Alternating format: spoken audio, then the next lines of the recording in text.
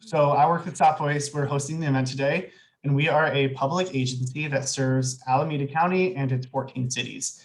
We provide a range of services related to solid waste reduction, energy efficiency, and general environmental sustainability. And this webinar, we're really excited because it's actually a bit of a crossover between StopWaste's normal food waste reduction team and our green building team. So this is a little bit of a new format for us, but we're really excited about it. I also want to take the chance here to mention that StopWaste is hosting a whole series of events and workshops throughout this week in celebration of Earth Day. And you can find the full list at stopwaste.org/Earth Day. And we can also share that link in the comment or chat box. StopWaste is also the Alameda County representative of the Bay Area Regional Energy Network, or BayREN. BayREN's a collaboration of local governments from across the Bay Area that offers energy saving programs for everyone from single family homes to multifamily properties, small businesses, and more.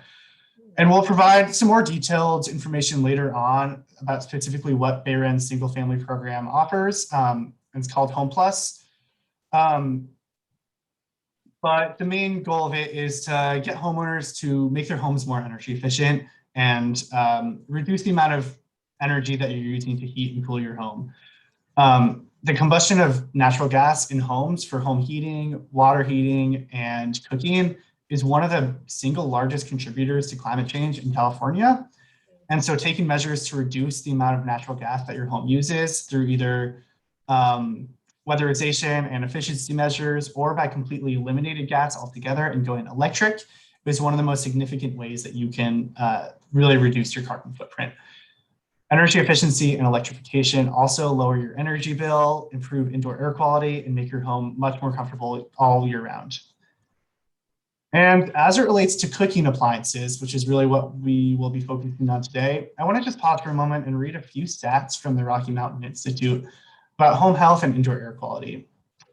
Gas stoves produce a really wide range of harmful byproducts, such as carbon monoxide, nitrogen dioxide, and formaldehyde that can cause or worsen respiratory issues. And so some really striking stats are that children in a home with a gas stove are 24 to 42% more likely to develop asthma than children in homes without a gas stove.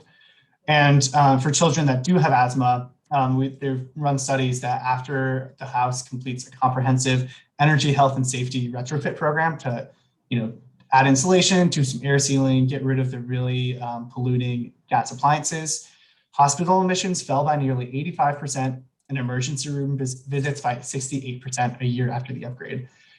So this is about a lot more than just solving climate change. And when we call the event Healthy Cooking, we aren't just referring to the ingredients that you're cooking with, but actually to the way you're cooking as well, and how important that is to your health. However, I also don't want to ignore the massive issue of food waste. That's half the reason that we're here as well.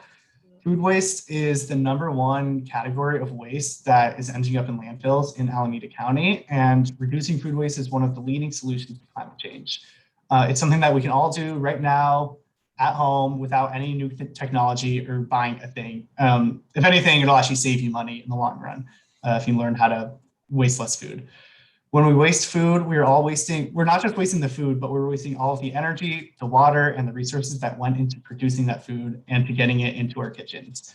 So if we've learned anything recently, it's that individual actions make a difference locally and globally. And right now is the perfect time to take climate action in your kitchen to save food, resources, time, and money. So this is really a win-win-win. And hopefully through the presentation today, you can get some tips on how to reduce food in your own home. Excuse me. With that, I will turn it over to our chefs, Rachelle and Alison. So why don't you take it away?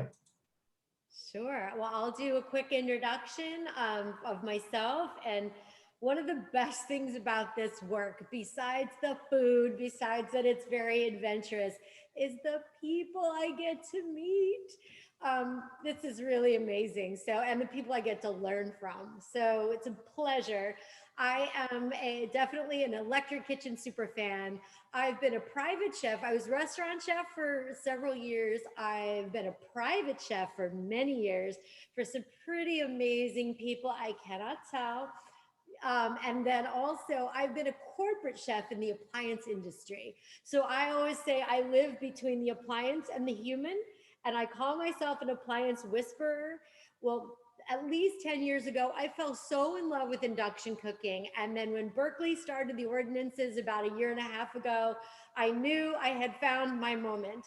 I really will show you some things, reasons why I absolutely love it.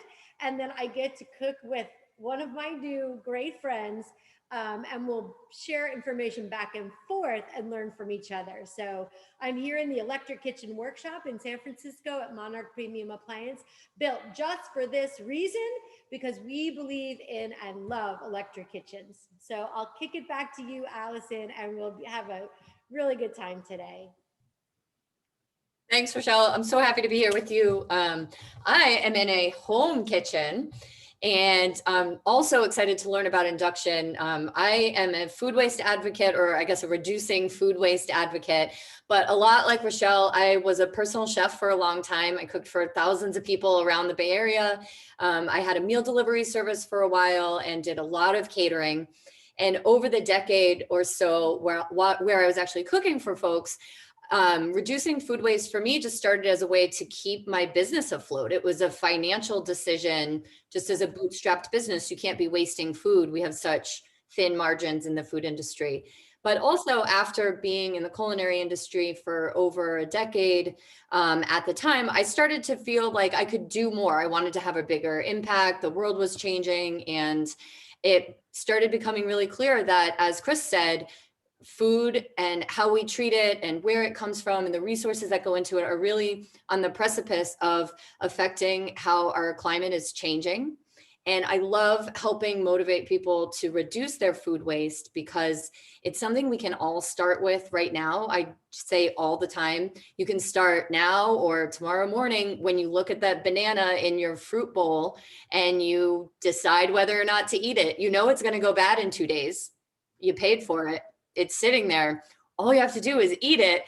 And technically you've taken an action to help our planet be a better place.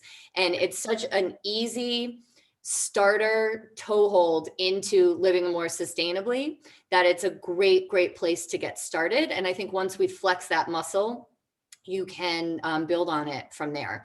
So what I do for work now is a company called Ends and Stems, and I help people decide which recipes to cook, figure out how to fit recipes together like a puzzle so that you can buy, say, a bunch of radishes and use both the greens and the radish.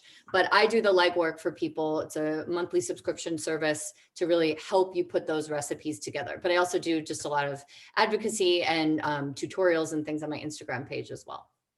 So I'm going to let Rachelle take us into specifically about induction cooking. I'm going to get prepping on some of my vegetables here, and then she'll come back and we'll start cooking together in a couple of minutes.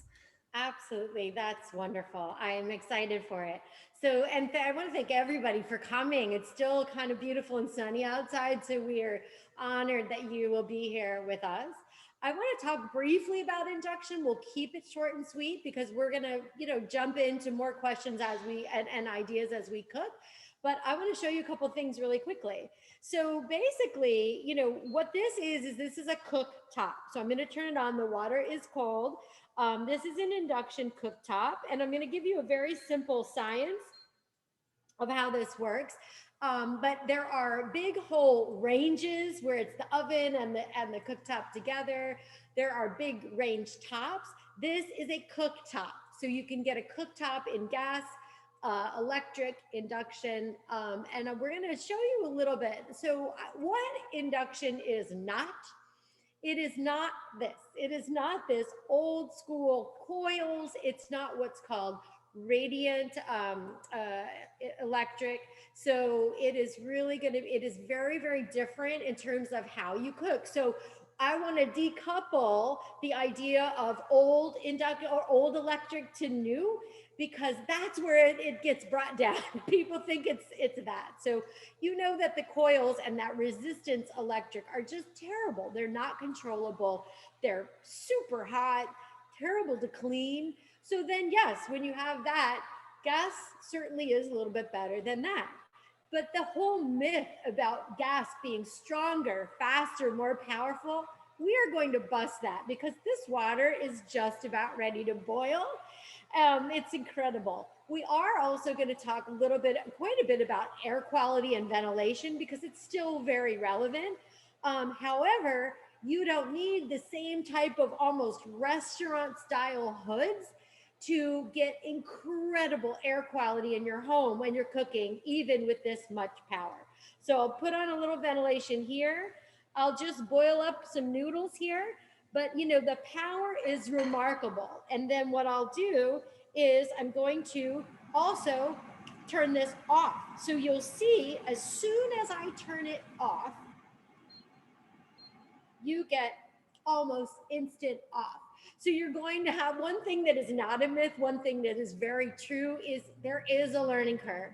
But boy, I mean, what a cool thing to learn. When you can boil water twice as fast, think how that's going to help. Talk about food waste. You don't waste your time making the food, right? And then instead of having to move the pan away, you get incredible control on and off. And then you also get such precision when you use either knobs or the slide screen. There's a lot of different interfaces.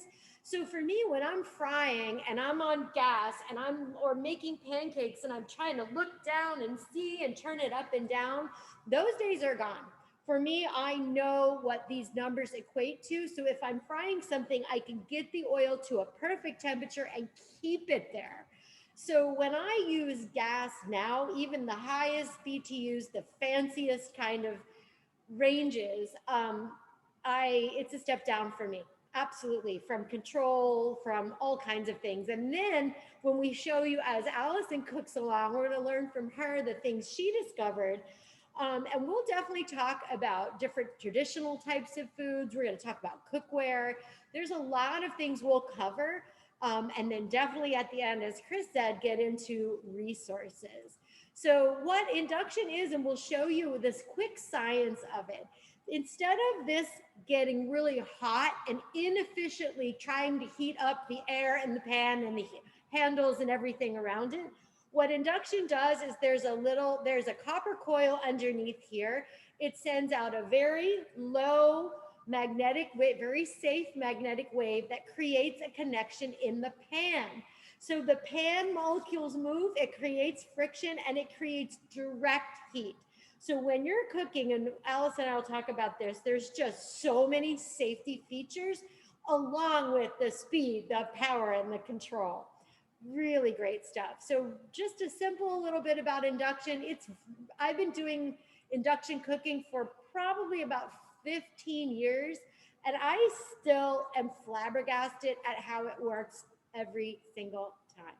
So we'll keep going on it, but I hope that gave you a little bit of information.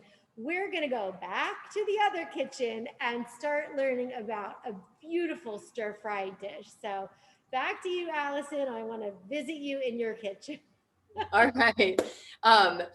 So a quick story first. I'm here in my parents' kitchen, actually, and it was the first time I've seen them since 2019, really, after COVID and everything. And I was so happy to come home and cook dinner for everybody. And the other night I got my induction hob. So I just have the sort of after countertop market on top of my stove, and it's plugged in. So everybody's asking questions and they're like, wait, what is it? I don't understand. How does it work? And all of the myths and questions like, do any of my pots and pans work on it? Or where do I need to put this? Does it need to go under the fan? How is it even heating up? What is happening? And I was making polenta. Yes. Which is basically just, boiled water is the first step. everybody was crowding around and just amazed. I told them to go relax, but everybody was so amazed at how fast the water boiled. And Right? so it was sort of it was my test of the induction as well. I have not had a lot of opportunity to work on them. I'm a renter. I've always had the ubiquitous, 1970s gas stove in San Francisco. And so except for an occasional maybe Airbnb here or there, or way back in culinary school, I have not had a lot of opportunity to cook on them. But now I have this one, and I'm definitely going to be keeping it on my countertop. It was super easy to clean. It was fun to work with. But I agree. I'm excited to do a stir fry in it today because when you're cooking a stir fry, you want to prep everything and have it ready to go, but it really is about heat and going hot and fast. So I think it's a perfect dish to demo on the induction cooktop here today. So Absolutely. And you're not alone, Alison. You and I get to work with people at the highest levels of environmental science, of so many aspects, builders and leaders like Chris and the team over there in Bayren. But yet, despite how far-reaching everybody is in this group and how much they do, it's really rare that people have had the chance to cook on induction. So I have a job forever, but you're not alone. And it's really exciting when you take a person that already has that green mindset and show them an even better way. Yeah. And I think that just the look of it, because it does sort of resemble those glass cooktops that, anyone who sort of dabbles in being a foodie or anything, it just kind of has a negative reaction to the way that it looks, not understanding that the science behind it is totally different. Absolutely. So switching to prep here for a minute, we are going to cook this stir fry. And I have sort of categories in my mind. When you read on, any of the statistics of food and which foods are in the landfill and why they're in the landfill, what makes food loss versus food waste versus edible food waste and non-edible food waste, I sort of have my own categories in my mind that I tell home cooks of, I guess we could call them beginner, advanced, intermediate, and advanced, Right. because as I'm shucking like snow peas here, these are the strings of the snow peas. These don't really taste good like this, but you can use them to make things that taste good.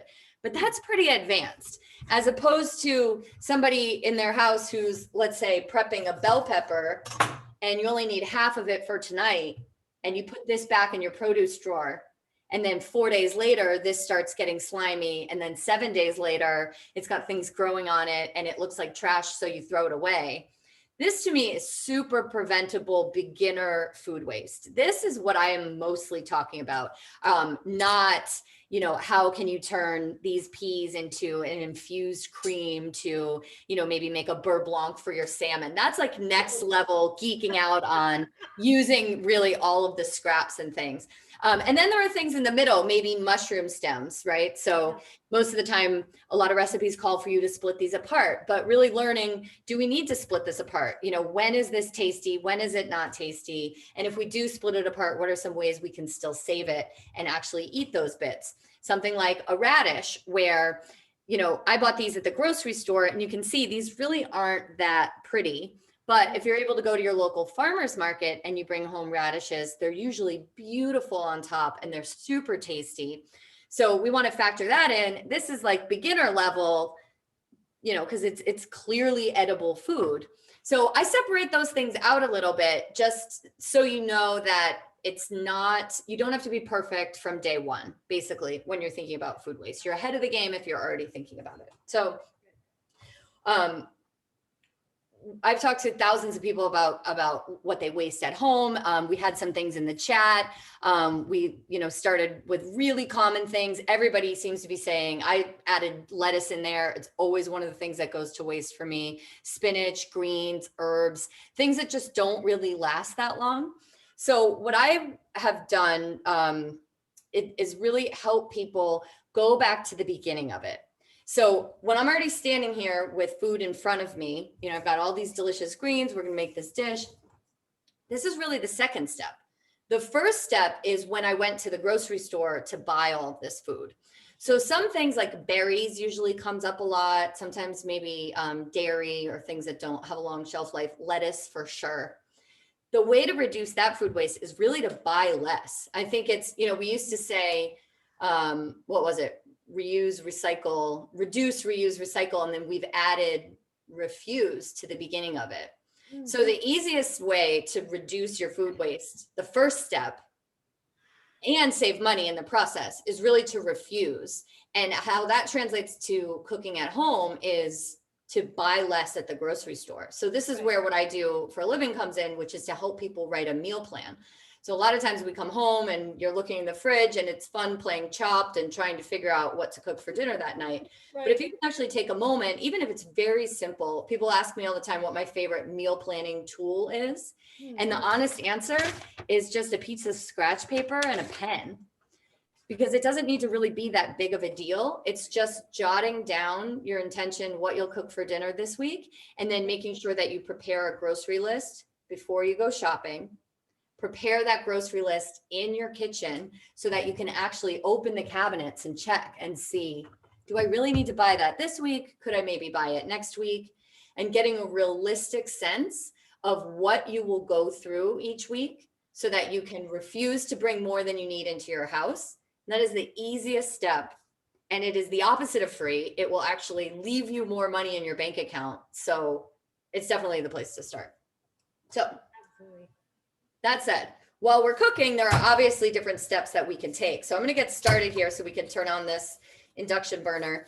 The sauce that I'm going to make today is a mason jar shake sauce. So it's first stir fry. It's super fun.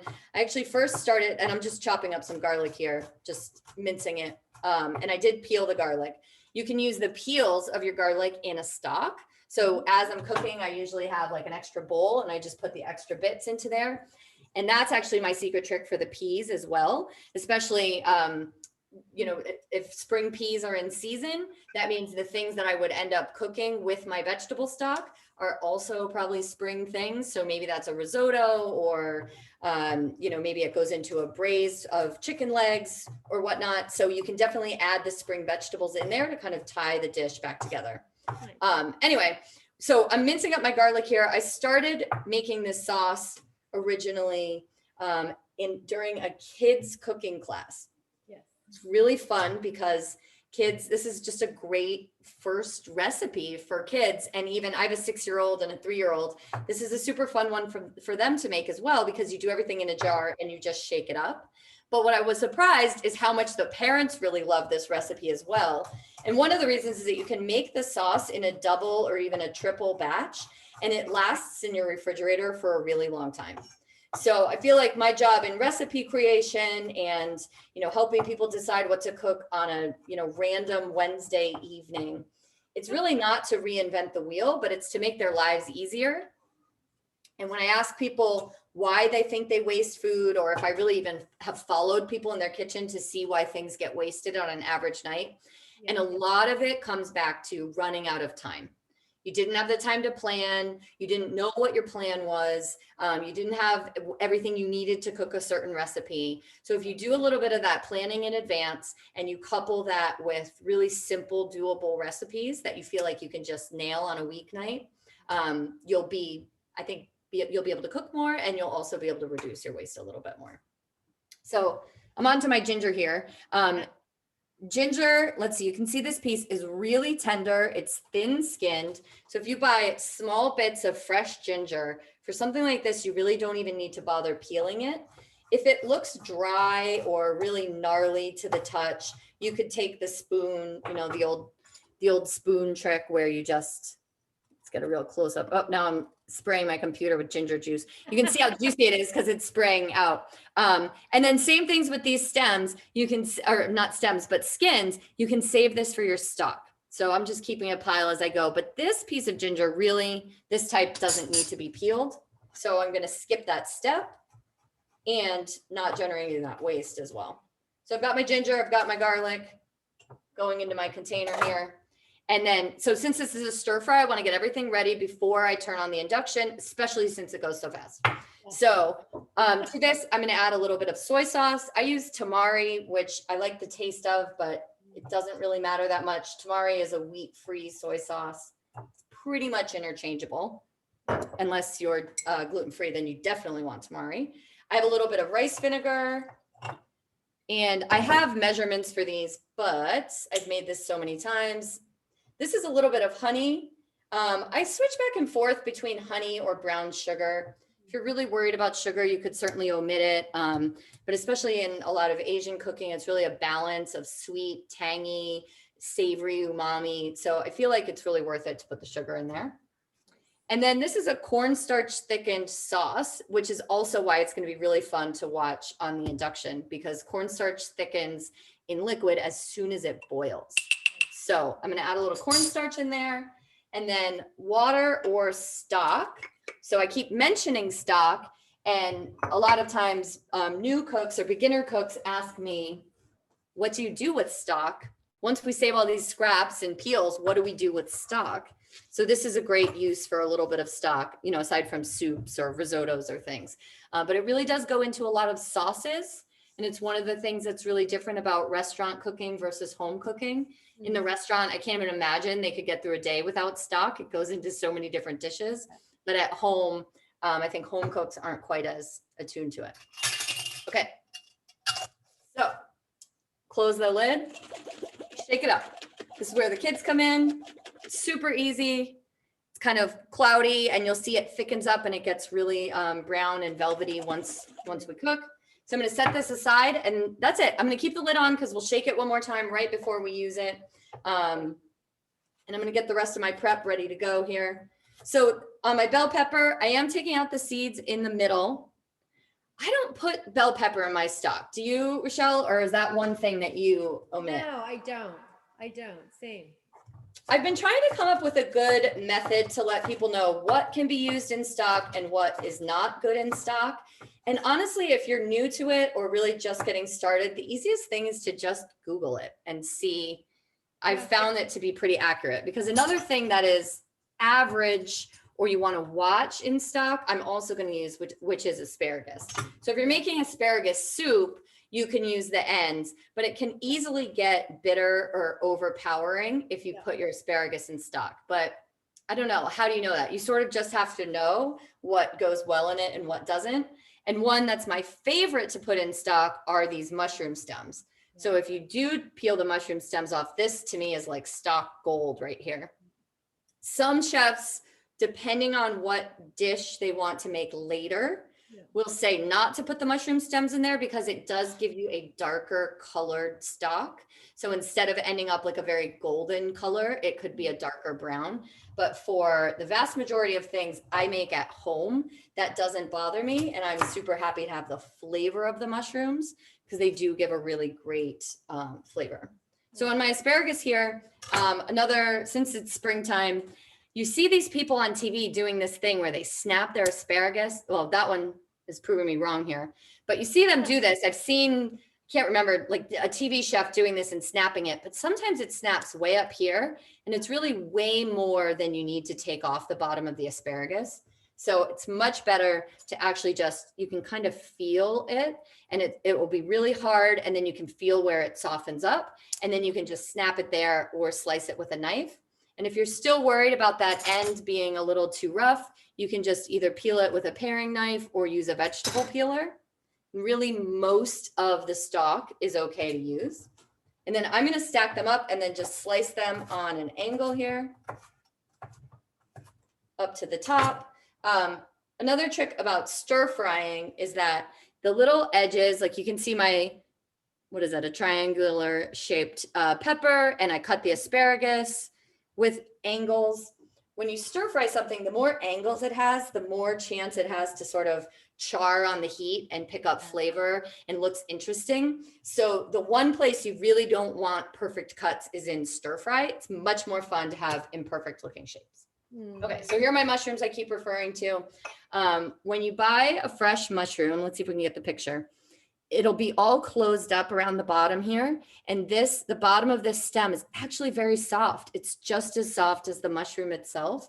So this is a perfect candidate for leaving the stem on and just eating it. I mean, everything kind of comes back to planning how you can use all the bits as you cook, but also for every mushroom stem that I don't have to take off and separate, it's again saving time and reducing food waste because I'm just going to eat it. So the difference, if you take it off or not and then slice it, you get these sort of slices and then these almost like cartoon pizza topped mushrooms over here. And I'm going to just go with these. These mushrooms are really fresh and nice. I don't have an old mushroom for you to look at, but if you were to find an older mushroom where the area, sort of like the soft skirt around connecting the top from the stem, if you found one where that's separated or dried out, or you can visibly see or feel that the mushroom is sort of dry or cracking, that would be a good one to knock off and you put it into your stock bowl. So even from this dish, as you can see, I'm starting to get a pretty big stockpile. You like that one? I didn't even have that planned. I've never even done that before, I promise. What I do with these, I don't make stock every night, right? But this is the easiest thing to do with these scraps. So I just put them in a Tupperware in the freezer. And I also eat meat. I'm not a vegetarian. So then I'll just wait until maybe I have some chicken bones or even a pork bone if I want to make that kind of stock, or maybe I just want a vegetable one and I have that pile ready to go. And then I do it on a Sunday afternoon or in the evening when there's no pressure. I know I'm not going anywhere and it sort of just easily fits into the day without, it's not like something I'm going to do on a random Tuesday night. Okay, so then I have my peas. These are ready to go. I have a beautiful pile of snow peas. Peas, since it's spring season, let's talk about spring vegetables. So this little end over here, you can see it's soft. This is how it hung on the vine. So this little bottom part, you don't have to worry about at all. And it's this part, let's see if I can get a super close up of the pea. You can see where it's like woody. And then look at the shape of it. So it's flatter along the top and then sort of boat shaped on the bottom. So this is the string you want to remove. And you can do it just by snapping it and then peeling it back. And then that's how you get this piece. Sometimes I don't do it. I would always do it if somebody was paying me to cook for them because it is the correct way to do it. And it will be stringy, but do I sit here and string a pound of string peas for my husband and my 6-year-old? Absolutely not. If I need to cook this and I want to eat peas, they can deal with pulling the string out, or maybe they'll just eat it. We'll call it fiber. It's totally fine. But technically the correct thing to do, if you're serving anybody you want to impress, is you want to go through each of the peas and snap it off. So all right, and then my last one are these radishes, and then we're going to turn this on. So I am going to try to save some of these radish greens. So I did wash them.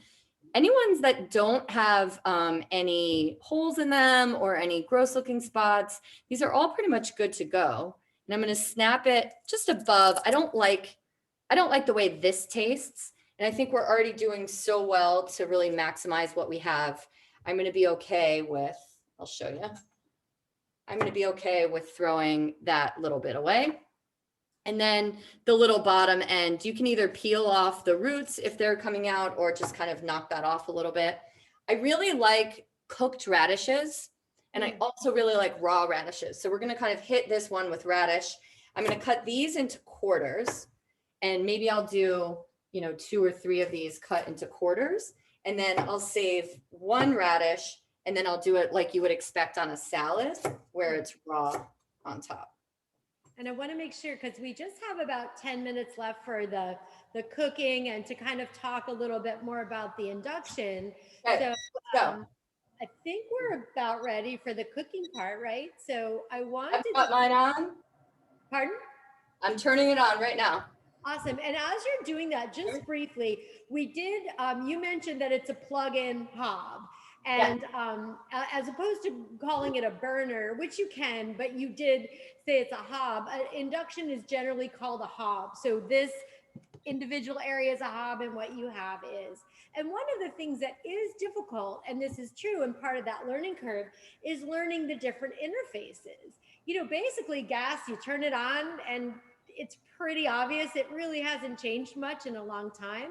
But, getting to learn how those slides work or if it's a knob. So that's definitely an important piece. And then Alison, you made a really good point. I'll show you mine. Pardon? Mine has temperature. It says heating, temperature, timer, and function. So Yeah. actually, this did throw me off the first time I looked at it because it actually gives me a temperature rather than high, medium, or low, like I would expect from my gas burner. So I just visibly felt for it the first time I turned it on, but I admit I was kind of looking at that and I was not expecting that or used to it.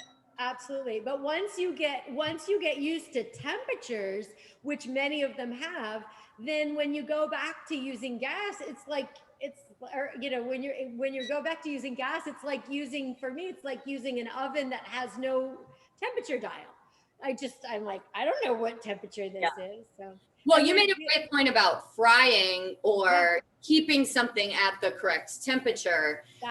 It's a lot more consistent and you actually have some insight into it as opposed to just guessing. Cool. As you got that cranking up. That's perfect. And what kind of pan do you have there? I have an all-clad pan. And I love the shape of this pan. And this was one, when I was talking to my family about bringing this in too, like I said, the big myth was that they were going to have to go out and buy all new pans. And this pan is fantastic. Absolutely already owned it. Nobody had to go and buy anything. Right. And it was ready to go. I think maybe the one thing we came up with as I was looking was like this old sort of tin teapot, I think is maybe the only type that I could find around here that wasn't ready to work on the induction. But cast iron works, correct? Yeah, cast iron. And you thank you for proving one of the most important points is like you don't need to change all your cookware. If a magnet sticks to it, it's really good. And you picked out a perfect pan. One myth that is true or is partially true is that if you have a big round bottom wok, that is true. It's going to wobble around on here. I have this big, giant, legit wok from Chinatown here in San Francisco. And one thing that is different with induction is you don't get all this extra heat up the sides of the pan. For some dishes, that extra heat is important for wok cooking. Yeah, like I can touch this. Get a bigger flat bottom pan, and or there are wok hobs that have a big kind of bowl in them, and you set it in, and you can crank on that. This guy gets so hot, and I can stir fry so fast that I actually have to back it off. So it's really amazing. But yes, sometimes there are little adaptations you have to make. So cook away, tell us what you're doing there. And I'm so glad you tried it out. I think you can see how fast it's going. I mean, mushrooms usually take a little while, but they're already browned on the edges. And it's just so well suited to stir fry as well, because you really do want to go really hot and fast with stir fry, which is why I took so much time chopping everything up before we got started as well. Beautiful. So when you stir fry also, you want to do things in order of how long they take to cook. So I let my mushrooms and my peppers go first. And now I can smell this. It smells amazing. And you'll notice I just did a little bit of oil in there, but I haven't put in any of the sauce yet. You could do a tiny pinch of salt at this point, but keep it really light because we're going to add soy sauce. So you don't want to go too salty right now. So I'm going to let these radishes get a little bit. And then next up, we're going to do, if you had onions, I usually really like onions in a stir fry too. But I'm not doing those today. And what's so great about this is it's such a super fast meal and you can really clean out your fridge. You can use any bits. I talk a lot about getting kids to try new vegetables. You can make sure that there's one or two in here that they love and it would be really accessible. And look at this. You can see the beautiful golden edges on there and it looks so springy. And then I'm going to add my peas second to last. Actually, last is going to be the radish tops. Nice. So I chiffonaded the radish tops just like you would maybe a kale or a chard. And this is sort of our, 2-for-1. You pay for the radishes, but you get these awesome tops and they really taste great. Nice. And especially if you're in any of your local farmers markets, they taste really great. Okay, I'm going to put you down for a second. So I'm back to my sauce. everything is looking really bright here. I like my vegetables to get bright and be cooked through, but not overdone. Yeah. Let me shake my sauce up again. Now remember, the cornstarch thickens when it comes to a boil. Right. And you'll see, I'm gonna pick you up so you can see. Good. And you did the perfect thing, having your everything all prepped.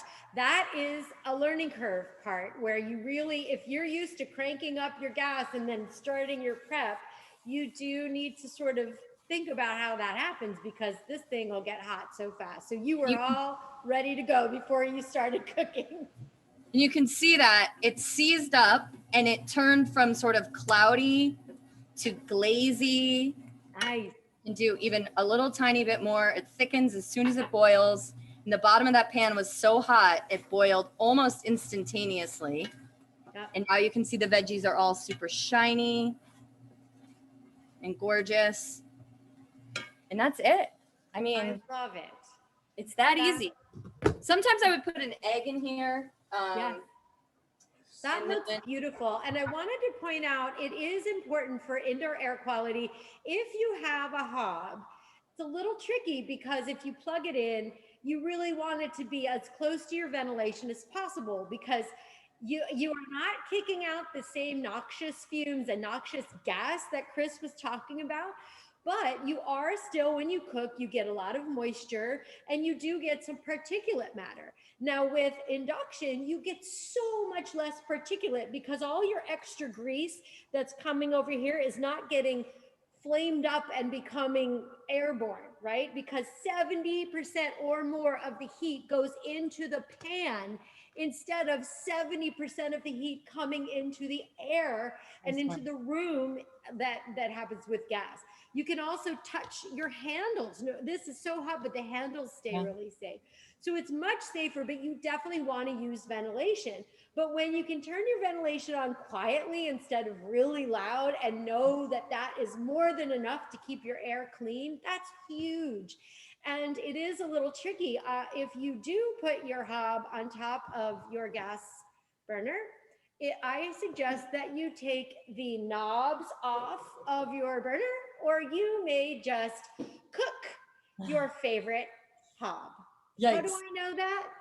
I did it. I cooked the bottom of my favorite induction hob, and I was mortified, because I, of course, had it on my cooktop. We are in the process of changing out our kitchen. We are renters as well. And so we are going to be clients of Bayren, and Chris is going to talk about that. That's awesome. But any last takeaways from the cooking? And I know we want to turn it over, and Chris will tell us about resources, and then Q&A, of course. Yeah. That looks delicious, by the way. I have a glass cooktop here, so I just put it right on top of it, and it's fantastic. You almost can't even tell that it's a separate piece. So this isn't my house, but I would leave it there. So here's our final dish. Nice. You can see that cornstarch in the sauce just thickened it. It made it so super glazy and nice. And honestly, I looked at the clock when you said, let's get going, and it took 3 minutes to cook this entire thing. And I was chopping really very slow. I think you could chop at home if you're not blabbering on at the same time. So between the speediness of the induction, but then also just, you know, having a plan, having all of my vegetables ready to go. It's a super fast dish. I would eat variations on this all the time. And then, like I said, I have sauce left over. So the next time I don't even need to bother putting the sauce together. And this is one of my ultimate tricks for a speedier weeknight, is just to have some components of it ready to go, so that every night you're not starting from scratch, but you help yourself out by making your own shortcuts. So, and then cleanup is a dream. This is how you do it, like this. I love it. Yeah. Well, we want to kick it over to Chris. That looks so beautiful. Chris, talk to us about these resources, and then you can guide the Q&A. I am so happy to learn from you, Alison. It's really wonderful. And you as well. Great. Thank you so much. That was awesome.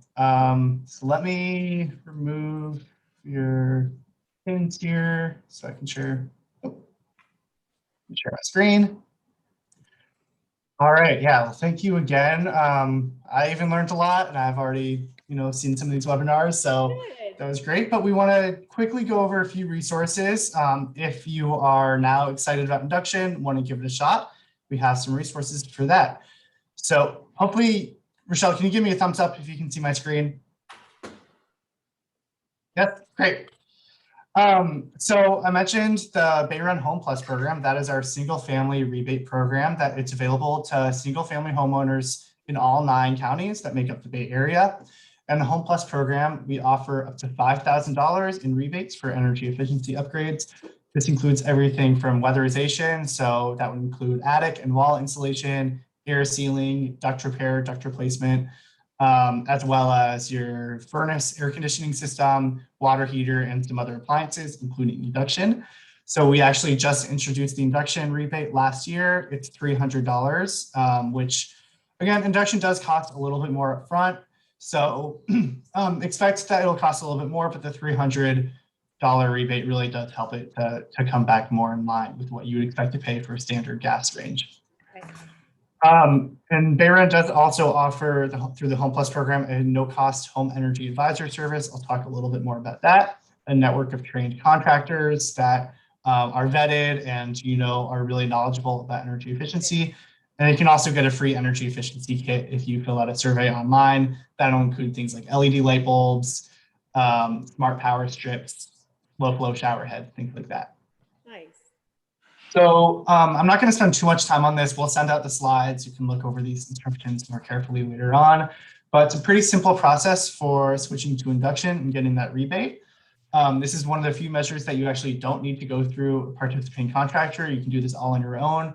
You just need to make an account on our website. Make sure that the model you want is eligible.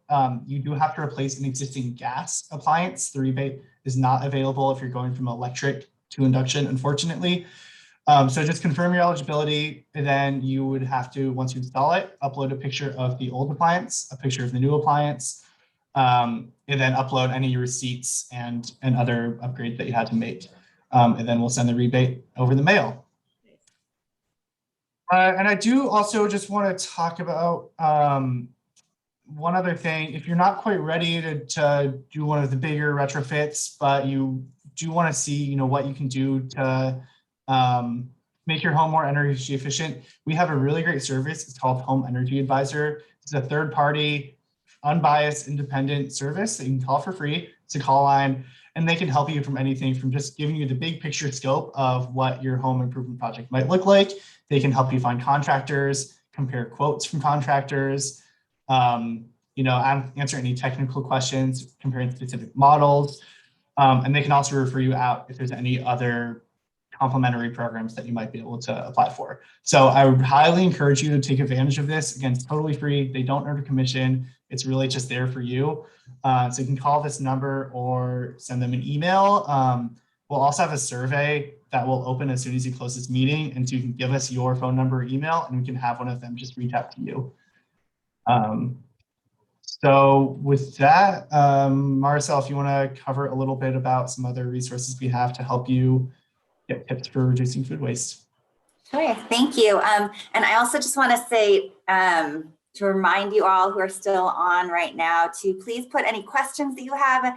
That was a great presentation from both Chef Alison and Chef Rachelle.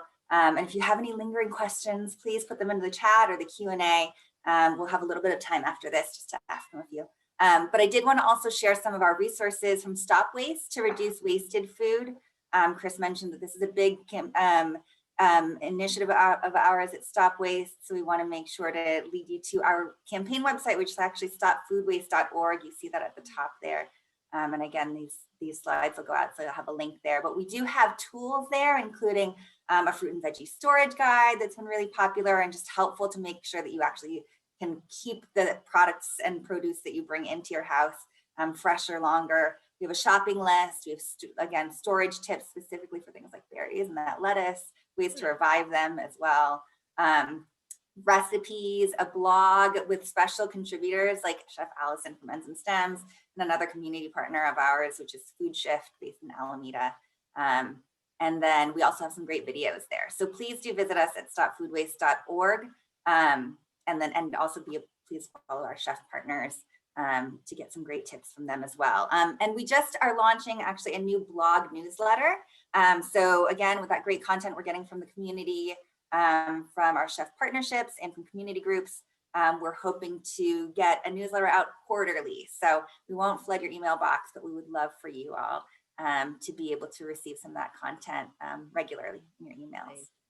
Awesome. So I think if we want to stop sharing and actually bring it to some questions, I think we've got a couple that came in during the cooking demo.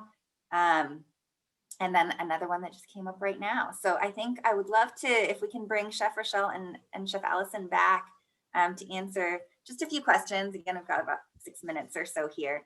We'd love to end with you all, just providing us with some more knowledge.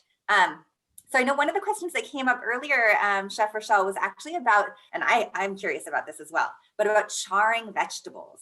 Chef Alison showed us an awesome char like in the pan with that stir fry, but is that possible to do? Something like the red bell pepper that she had? Is there something that you can do there? Yeah, it actually is. No, it really is. So what you can do is, and it's the same with like chapatis, or if you're doing tortillas where you really want to get a nice color to it. Cast iron pans get screaming hot on this. I mean, really. So you can beautifully char a pepper right in the pan by having it be, touch that. I will often, instead of putting it on whole, I'll sometimes cut it in half and let the two sides char like that. But also I think one of the parts about electric kitchens is that we sometimes forget that everything in our kitchen is electric, except maybe one thing. So you really want to think about your broiler, your oven, your speed oven, your steam oven, and all the things you can do inside those amazing appliances. So I do a lot of charring right in the broiler. So it's amazing. No, it's definitely not able to do it right on the cooktop, or you can char outside, but in a pan, it works beautifully. Thank you. Oh my gosh, that's great. Yeah, I forgot about the cast irons. Another great question. So for Chef Alison, one that came up was, how long do like stir fry leftovers last in the fridge? And in general, maybe if you have any like top tips for leftovers. Yeah, that's great. So the health department would tell you that anything cooked lasts for 7 days. So without even thinking about it, you're good to go for 7 days. That's the law in a restaurant. So I just follow that at home if it's something that you've prepared. I can't answer this question without talking about things that you buy and expiration dates and whether things are expired or not. And it's important to know that from a food like safety and food waste perspective, use by, best by, sell by, eat by, freeze by, take home by, none of those dates are actually related to food safety, with the sole exception of infant formula. Those are all for the merchandisers and the producers so that they can batch things and they know where to hone our senses again. So anything that has, something funny growing on it, anything that smells different, anything bubbly. They always say with cans, if they're like dented or out of shape, then you might want to be aware. But really it's all about our senses and paying attention to it. Yeah. Most things last longer than we think. Yes. Great. Thank you for that. Oh, yeah. And then I think back to you, Chef Rachelle. I also have a couple of really young kids, and a question came in about how quickly the induction cooktop actually cools down after you finish using it. Yeah, the safety is absolutely remarkable. First of all, just to turn it on, you usually have to turn it on and then select a location and then turn that on. And you need a pot, an induction pot on there. So the safety is through the charts, off the charts in that way. We actually cover this with a big cloth and we could turn it into a bar. It's a really usable space. But from the heat point, I actually should have shown you that. Right after I boil the water, if it hasn't been on for a long time, I can actually touch it like this. After a while, that heat from the pan does begin to heat the surface up more. So there'll be a little heat indicator light usually that shows me that there's residual heat. But even if I had a pot of stock here for several hours, if I took it off, within a few minutes, it's cooled down, and you just cannot ever get the types of burns that you can get from the grates, the flame, the pots that gas does. It's incredible. Not only that, but I don't get hot. I don't have to crank up the AC, my client's AC. It's amazing. So you're not only cooking twice as fast in a lot of ways, but you're not also having to cool down the inside of your home in, you know, in kind of a crazy circle, right? So really, you can really see I can already put my hand on here, and it feels like if I were touching my cup of coffee right now, I would be headed to the microwave. It's warm, but it just feels sort of like a warm mug. I also want to come in here, and we are answering some other questions in the chat. I'm not sure if everyone had a chance to see, but we got a question about the efficiency of induction compared to gas and electric coils.